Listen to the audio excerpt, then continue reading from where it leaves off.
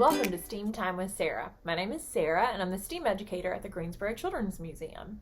Today we will be making some very relaxing beach-themed stress balls. Follow along with me.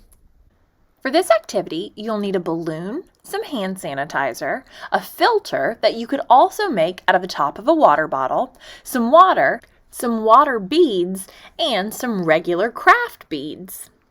To begin, you stick your filter into the top of the balloon.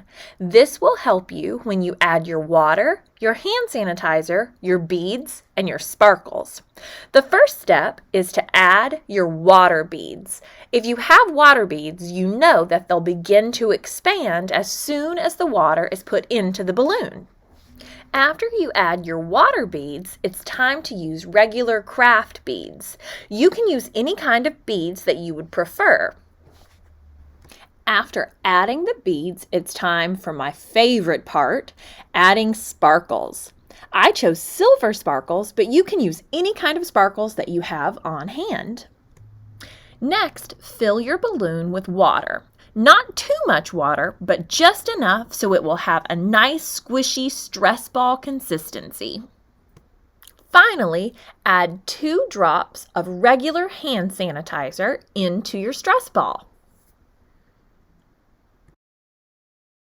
After removing the filter from the balloon, it's time to safely and tightly tie up the ends. You don't want your stress ball to leak, and you don't want any of the really cool beads or glitter to fall out. After tying your balloon, it's time to shake it up to make sure that the water beads are activated. After a few hours, you'll notice that your water beads are now much larger and they look very cool inside of your stress ball. And there you have it. That is how you make your beach-themed stress ball.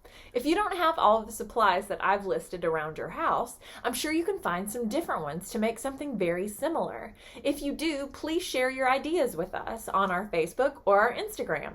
We'll see you next time. Bye.